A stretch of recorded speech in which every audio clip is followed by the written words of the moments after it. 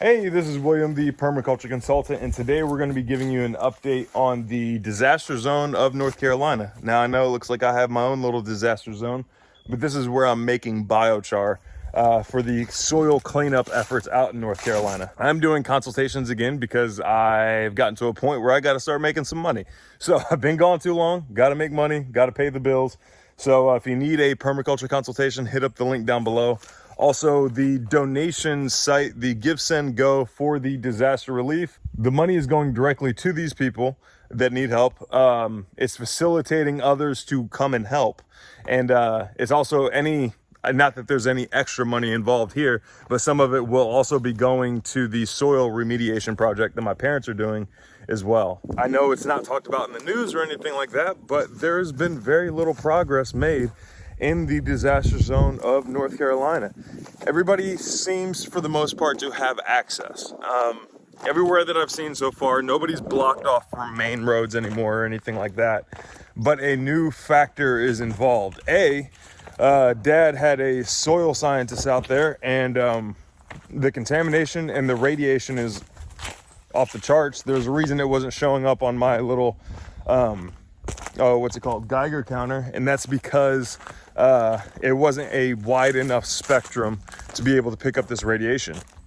Also, people are getting radiation poisoning, and they're nowhere near some of these nuclear fuels facilities, or near these or downstream of these nuclear fuels facilities, which begs the question, where's the radiation coming from?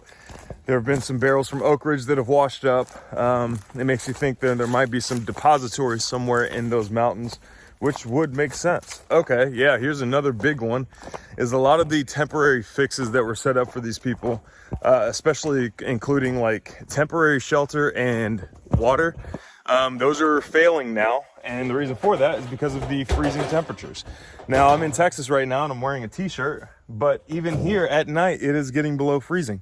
Even more so up in the high altitude mountains of North Carolina. A lot of these temporary fixes are failing, and we're needing some more permanent fixes. Bear with me one second, I'm gonna get this pig feed out, which is a little frustrating because it seemed like everywhere we kind of made some progress going forward. Things were getting better, and then the freezes started happening, and now we're backtracking.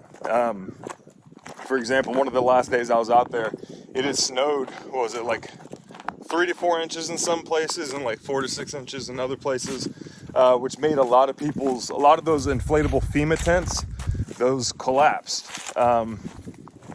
because the snow was heavy. It was wet, it was heavy, and also the ice that froze on top of the tent just made everything collapse.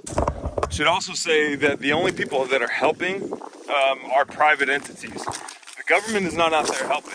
I don't care what anybody says, who says it or whatever. If you're not in the center of Asheville, or if you're not in the center of Marshall, the government is not helping. It is 100% up to us, the private entities, the people, the good neighbors, to come out here and help these people. And that's just the sad reality of it. Like, I haven't met a single person who's received that, even the $750 loan that these people received, I haven't met a single person who's actually received that money. It's getting cold, things are getting worse. Some areas are getting electricity now, which is a good thing. But like, electricity doesn't do you too much good when you still A, have to pay that electric bill, B, you're out of a job, and C, your tarp roof is collapsing because it's now snowy and icy and everything like that. And it's 100%, like I just got done saying, I'm still flabbergasted by this, is that it's 100% left up to the private citizens, the private entities and stuff like that to help our neighbor. What do we even pay taxes for? What are we, like, it's just, they can print money whenever they want and they can't hand out money to these people. So a lot of you guys have asked, like, hey, I'm going up there, where can I take supplies? Like, dude, just throw a freaking dart at the map. Everywhere could use supplies, cold weather gear, help, just like if you work in construction, or if you've ever worked in construction, you could spend years out there just working on individual projects. And there's no one in particular place that's doing worse than the rest. I would just say like Asheville is receiving more help from the government than anywhere else in North Carolina. But seriously, just go to Western North Carolina, pick a spot, just stop at a gas station, talk to somebody, and they'll point you in the right direction. That's for doggone sure. Barnardsville, I didn't realize how bad Barnardsville had gotten hit. Burnsville's a good place. Like anywhere in that area, like if you get on 19 in Burnsville and then just keep on going past Spruce Pine, past all those different places, you'll see plenty of spots to help out. Up by Boone, yeah, there's plenty of spots to stop and help out.